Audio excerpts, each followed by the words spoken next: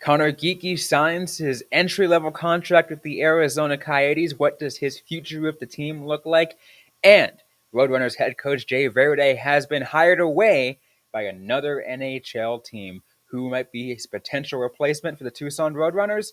We're going to talk about that and more on today's episode of Locked On Coyotes. You're Locked On Coyotes, your daily podcast on the Arizona Coyotes, part of the Locked On Podcast Network, your team every day.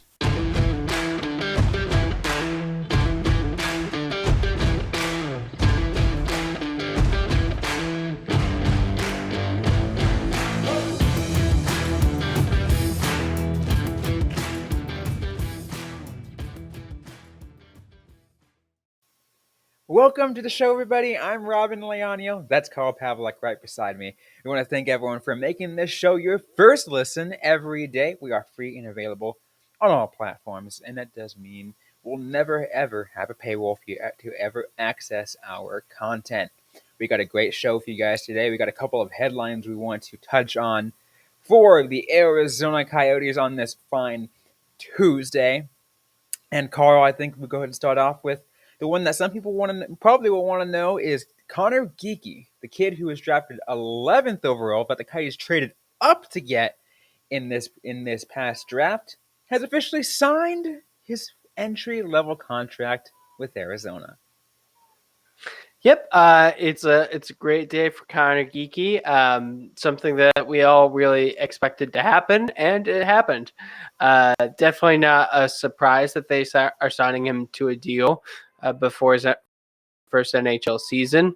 It is interesting to note that he did, sustain an injury at his first development camp. So clearly, the team's not thinking that it's going to be too bad. Yeah, no, I mean, there's a reason why they traded up for him. I'm just kind of curious to see, what the reasoning behind signing him now is. I mean, because they were in no rush to sign him. I mean, I guess here's my thinking. Maybe they can sign him, have him come to training camp, see what he can do, and then be like, you know what, cool. You still got some work to do, so we're gonna send you back to Winnipeg Ice to get some work done, and because of that, your contract slides. So that's the good thing about an ELC, and especially for an ELC of a player who is currently in the Canadian Hockey League, because that means you can slide that contract. So that's what's going on for Geekie, and that's probably what we're going to be seeing. Yeah. For any listeners who are unaware, we will not be seeing Logan Cooley sign an ELC because you cannot have an ELC and go to an NCAA school, which is what Cooley is going to be doing. NCAA eligibility. It works that way. Yeah. The only people that can make money if you're in the NCAA is the name, image, and likeness now. But you cannot be under contract with the team and be in the NCAA. It doesn't work that way. Yeah, and it'll be interesting to see if that changes in the next couple of years. We are seeing some changes to the NCAA program. I don't think that would be down the line from Cooley, and I don't think it's really going to make too much of a difference. It really only seems to affect players who end up going the full 4 years. But yeah, the team, I'm sure there is a chance that Geekie will make it out of training camp. I think that chance is small. I think he is more likely to, still need to go back to Winnipeg, like you said, but, maybe give him some signing bonus money, give him a nice deal so he knows that he has a future with the team, make sure that his camp stays happy. I see no real harm in doing that. Yeah, there is really there's very little downside to this ELC. You have to, take into consideration all the factors, and obviously we're going to have an expert come in and talk about Logan Cooley a lot more, but there are some obvious things based off what I've been listening about this kid, that he has still quite a bit to go on his development, and that's kind of it's expected, and that's why we said he's going to be going back to Winnipeg almost no matter what. So his contract slides, and so the contract doesn't start. That 3-year entry-level contract doesn't start until when he officially, plays more than 12 games with the Arizona Coyotes or whatever it is. Do you But think that the team gives him a couple games to start off the season? no, I don't think this year they will. Okay. Next year, maybe. Next year, they might be like, yeah, you know what? Let's give it to you. This year, I think he still has a lot to take care of. He still has a lot to worry about. Um, you know, he's he's big. You know, he's like what was I think like and he's got the size already to be there. The issue is he just has his skating is not NHL level.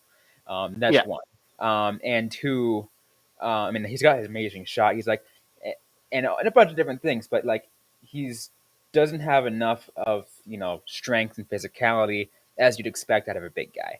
And again, go back to the skating too. So he's got a lot of things that he needs to work on. That the team will tell him in training camp and be like, all right, go back to Winnipeg, spend this next year. If you come back next year having worked on it, maybe we'll give you a few games and see how you can try out. If not, we'll slide your contract one more year, and you come back again next year. That's what's awesome about this little risk right here. Yeah, I was gonna say for a second that like it's kind of a shame that he had to miss his first prospect development camp, but I'm sure that's not gonna hold him back too much. The team is still gonna be like, all right, we're gonna evaluate you. This is what we think you should work on. This is all the off ice stuff. It's just a shame that we didn't get a chance to see him like develop some chemistry with his future line mates. But yeah, I'm kind of in the same boat with you.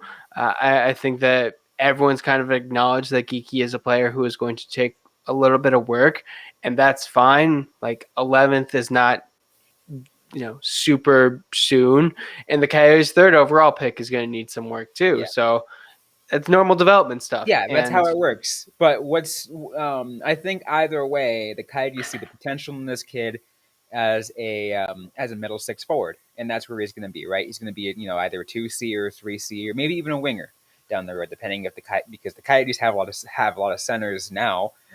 So maybe they just like, all right, maybe let's see if this kid can work on the wing. So, but that said, like I said, this guy's potential is around middle six. Which is again, that's good. That's good. So that's which is probably why the Coyotes are like, okay, we'll give you that initial contract right there. yeah, yeah. It does kind of make me think like, are we going to see other ELCs? The team definitely has some European players, but who could end up getting some time in Tucson. They will, of course, require ELCs. But will the Coyotes' third first round pick get an ELC? What are your thoughts on that? Um, Based off the kind of information that we've been gathering about Maverick Lamoureux, especially from when we had Will Scouch on last week, I don't think he will get his ELC this year, just because like he has more to prove. He has more to develop than Conor Geekie does. So I think, let him develop, see what his trajectory looks like in this next year, and then consider it. And again, I know I might be contradicting myself here because it's a little risk of putting Geekie on, but one thing you got to consider is the amount of times you can slide that contract. Yeah. You probably will need to slide less times with Geekie than you would with Lamoureux. And at that point, you don't want to bring Lamoureux in too early because that can hinder his development. Yeah. I mean, I do definitely think that Geeky is closer than Lamoureux. So, it wouldn't surprise me either way. Like you said, you do potentially worry about like, can we slide this one more year? What is that going to look like? What kind of flexibility? I still like I have seen teams do just like a hey, we want to make sure that you stay happy. Here's your ELC. I don't think it would be too big of a difference in terms of like what his future contract could be, unless Lamoureux's development takes like a very weird turn where like seems like he is gonna need a while and then suddenly he gets really good.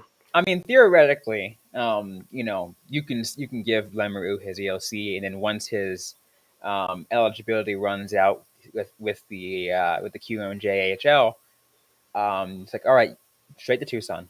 You're just going to go straight Yeah. to Tucson, and you probably spend a few years there, which players have done, right? Once I'm trying to think, yeah, once Dylan Strom, for example, was done with the OHL, he went straight to Tucson. And Dylan Strom's a different situation, but he went straight to Tucson, and that's not an issue, right? Yeah. And also, like, just, we talked about a lot of Coyotes defensemen who spent significant time in Tucson. That's kind of the normal trajectory for defensemen. They're mostly not Jacob Chikrin, who was able to make the jump to the NHL right away, especially for a later first round pick. Absolutely. It will be interesting to see how that happens, but once again, it's good to see that the Coyotes are making some progress here, and I'm really excited to see what Conor Geekie has in store for him and his Coyotes' future. Yeah, absolutely. Anyways, though, we still got more to get to on this episode of Locked On Coyotes. Jay Varady is in the news because he was poached by another NHL team. We're going to talk about that in just a moment. But first, I want to tell you guys about our friends at Built Bar. From the people who invented healthy and tasty comes the latest gift to your taste buds. You probably tried the amazing coconut brownie chunk Built Bar, but guess what? Your friends at Built has given you coconut brownie chunk, the Puffs treatment. That's right, the coconut brownie chunk Built Bar. The flavor you love is now in a deliciously chewy marshmallow covered in 100% real chocolate, just like a fluffy cloud of coconut brownie goodness. Coconut brownie chunk puffs are here only for limited time, so go to built.com right now and make sure you don't miss out. They are going fast because they taste absolutely amazing. All Built Bars are made with Built Bar Puffs are made of collagen protein, in which your body absorbs more efficiently and provides tons of health benefits. Eat something that tastes good and is good for you. The best part about Built Puffs, of course, is they taste amazing and you can enjoy them guilt-free because they taste actually good for you. They are the perfect treat for when you've got a craving and you need to satisfy your sweet tooth, or you just need a quick, healthy snack. They are, once again, an excellent source of protein. I want you guys to check it out yourself. Go to built.com and use the promo code LOCKED15 to get 15% off your order. Once again, that's the promo code LOCKED15 for 15% off at built.com. Which NFL stars move the betting line the most? Starting this week, Locked On gives you 50 most valuable players in the NFL from the odds makers at BetOnline. Starting on July 18th on Locked On NFL, wherever you get your podcasts, and on YouTube. So now it's time on Locked On Coyotes. Once again, Robyn, Leonio, and Carl Pavlak as we talk about other news for the Arizona Coyotes. And this one is interesting, Carl, because I woke up this morning a little bit later, a little bit later than you, obviously. I know like you like to wake up early. But I woke Sure. up at let's say 8:30, right? And I saw this tweet to start off. Immediately once opening the uh, the Twitter app, and I wake up. Red Wings Executive Vice President and General Manager Steve Yzerman has announced the team has hired Jay Varady as an assistant coach, which now makes Jay Varady the second Roadrunners head coach to be poached by an NHL team, Carl. Yeah, it's pretty impressive how the Coyotes have turned the Roadrunners into a really good development program, not just for players, but for coaching. That's great to see. Not Absolutely. for the Roadrunners, but Yeah. good for everyone involved. It's good for the coaches, because they're getting their chances and they're getting awesome opportunities. It's awesome to it's cool to see this because Jay was a great coach for Tucson. He was the coach for the longest time. I will consider, Carl, that Jay, out of the four head coaches for the Tucson Roadrunners, Jay is number one. I have my four if you want to hear it. I have Jay as number one, Okay. with Mike Van Ryn is number two.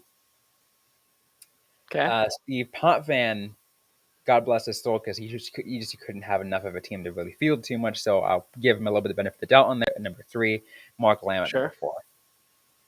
4. Yeah. It's a shame. I do wish the Coyotes were able to keep him in the system. I wasn't too surprised though. Something we've talked about is coaches like to bring in their own staff, and that doesn't just apply for the people who are behind the bench at the NHL level. Like, you want to make sure that your prospects are developing the right way. You want to make sure that you have, a consistent coaching ideology.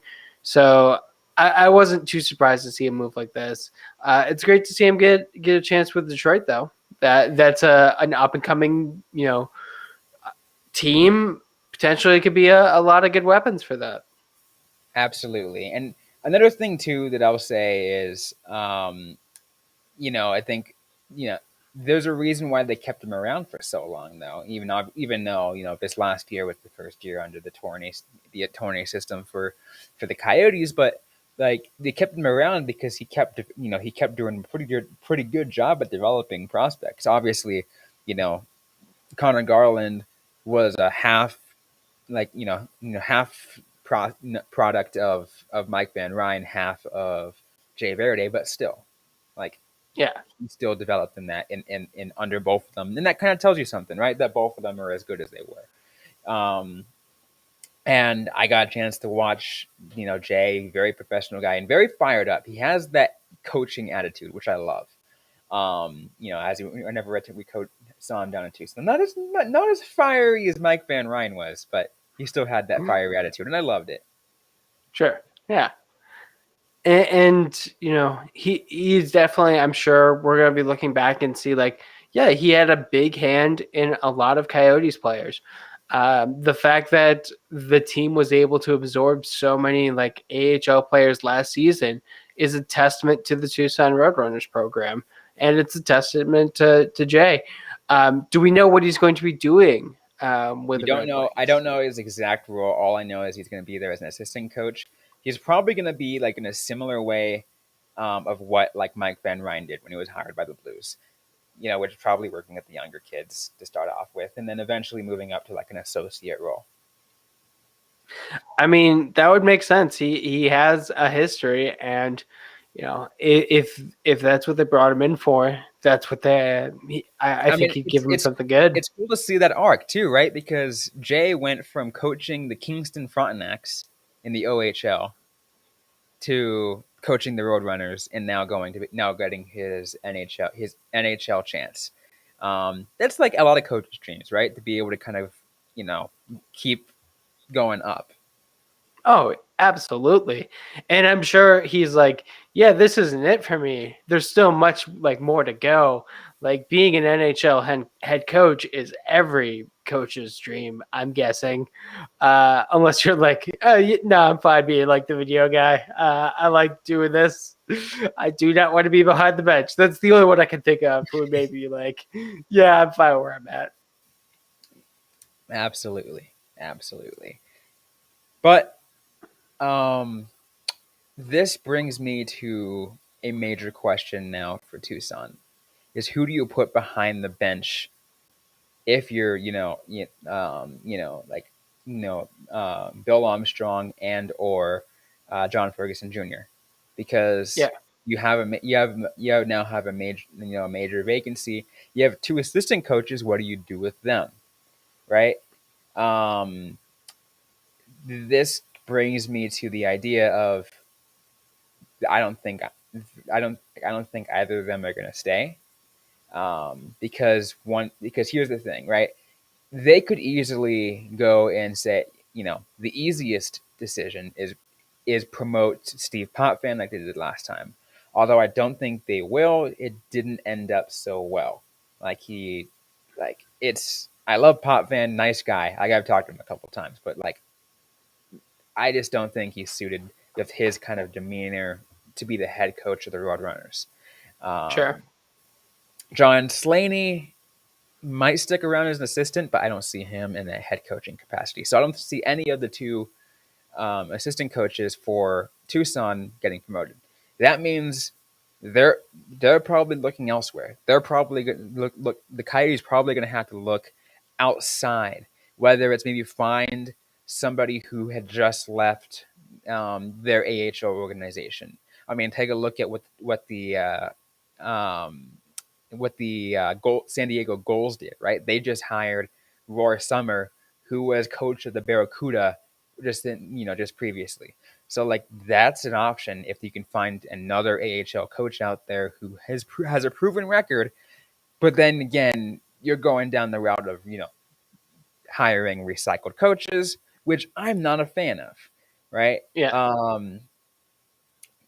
If there seems to be a proven track record to me, Carl, of for especially for a AHL team to go ahead and look to the Canadian Hockey League, look to the CHL, and hire someone out of there. Look, Jay Varady was from the Kingston Frontenacs. I'm trying to see where Mike Van Ryn coached, but I believe he also um, came from the he coached the Niagara Ice Dogs, right? And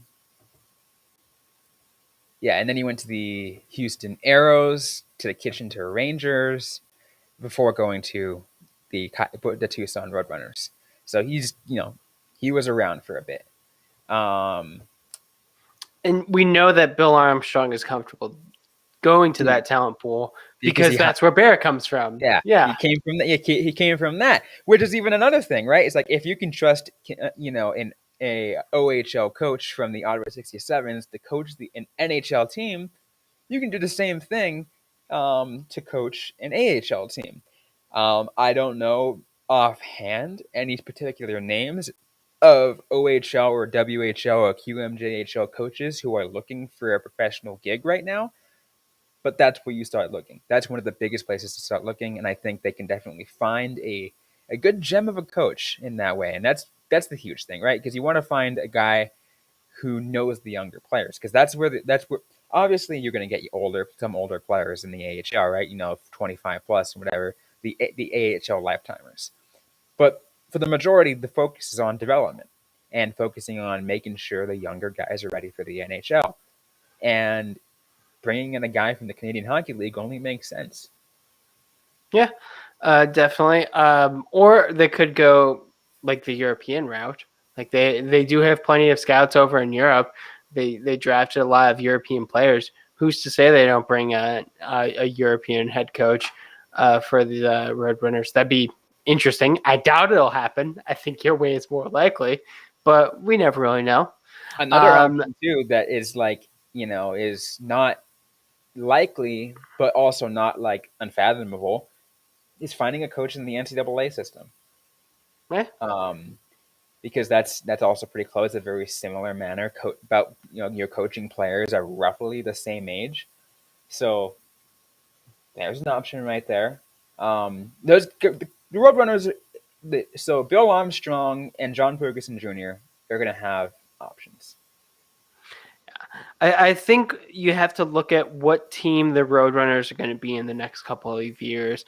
And just based on how the Coyotes have drafted, they're going to be they're going to be a physical team, because a lot of players who, they're going to be graduating from juniors. They're not going to be in the NHL yet.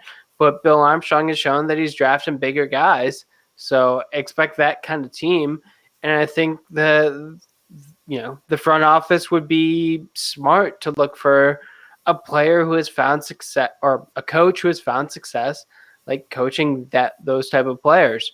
And that seems to me like you said, somewhere in Canada or maybe NCAA, like someone like that. Don't just regurgitate one of the same old coaches. But that is the way of the NHL. So who knows what actually is going to happen? Yeah. So far, the Roadrunners haven't done that, right? Most of the coaches that they brought on are, coming from development leagues, which has been awesome. And again, and we'll go back to my major issue is now how do they handle assistant coaches? That's to be handled later down the road. I think if Steve Potvin doesn't get the promotion, he'll kind of feel cheated out. and will leave. I don't know what the situation of John Slaney will be. Maybe he'll do the same thing. Yeah, and I mean, it'll be like it was this past year. Like you'll probably get like 1 year to show what you can do as an assistant coach, but coaches like to bring in their own people to work their system. So, I don't foresee them lasting long. That does not seem to be the way of an assistant coach. Absolutely.